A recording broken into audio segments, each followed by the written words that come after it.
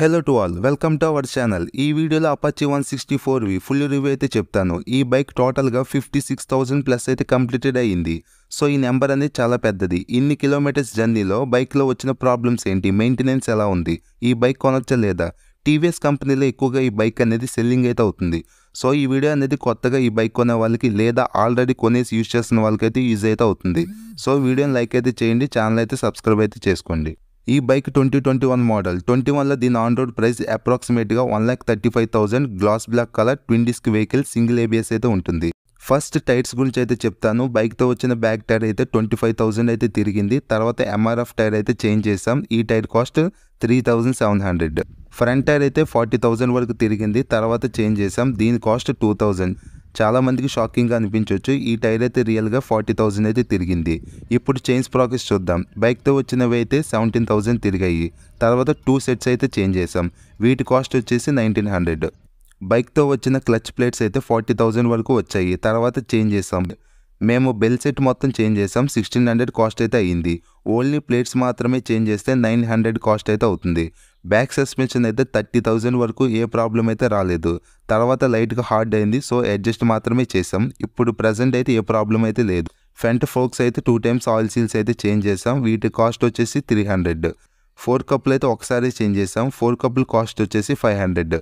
ఈ bike engine oil capacity 1.2 ml. Every 2,500 కిలోమీటర్స్కి oil అయితే చేంజ్ చేసాం. ఫస్ట్ నుండి క్యాస్ట్రోల్ ఆయిల్ వాడటమే జరిగింది. ఆయిల్ కాస్ట్ వచ్చేసి 520 రూపీస్. వైరింగ్ ప్రాబ్లం అయితే ఎలాంటిది రాలేదు ఇన్ని కిలోమీటర్స్లో. ఈ బైక్కి 4 సిగ్నల్ కూడా వేయటం అయితే జరిగింది. ఇక్కడ కనిపిస్తుంది చూసారా, ఇదే అది.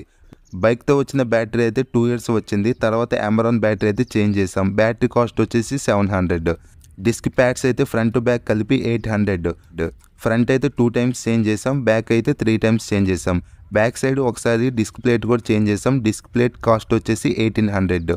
ఒకసారి ఈ హార్స్ లోగో అయితే విరిగిపోయింది ఒక సైడ్, కానీ మేము 2 సైడ్స్ చేంజ్ చేసాం, కొత్త వేపించాం.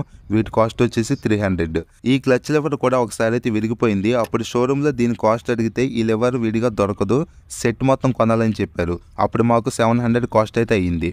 ఈ బైక్ మైలేజ్ అయితే లోకల్లో 40 నుంచి 45 మధ్యలో వస్తుంది. లాంగ్లో అయితే ఈజీగా 45 ప్లస్ అయితే వస్తుంది. మైలేజ్ పరంగా చూస్తే ఈ బైక్ గుడ్ అని చెప్పొచ్చు. బైక్ కొన్ని 3 years అయితే అవుతుంది. ఇంకా షైనింగ్ అయితే తగ్గలేదు.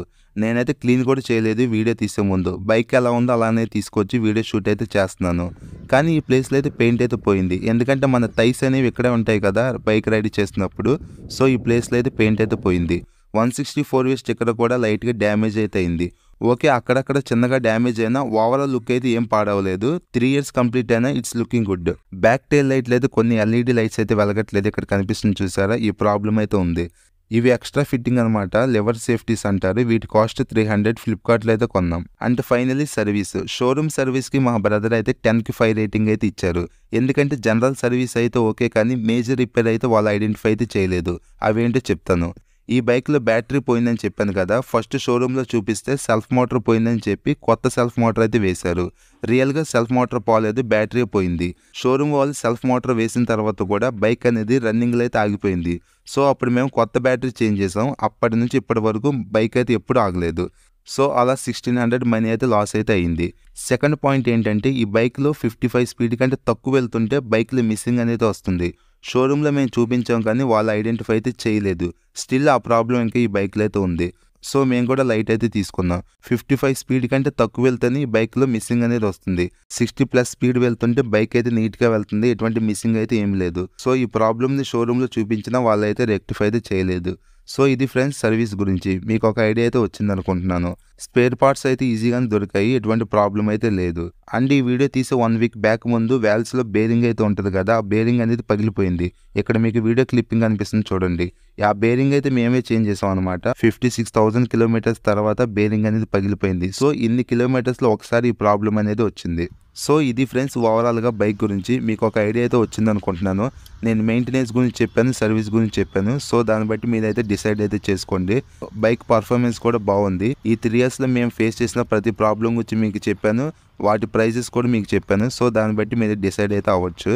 మీకు ఇంకా ఏమైనా డౌట్స్ ఉన్నా, నేను ఏమైనా పాయింట్స్ మిస్ అయినా మీరైతే కామెంట్ అయితే చేయండి, మీకు రిప్లై అయితే ఇస్తాను. సో ఈ వీడియోని అయితే లైక్ చేయండి, షేర్ చేయండి, ఛానల్ అయితే సబ్స్క్రైబ్ అయితే చేసుకోండి.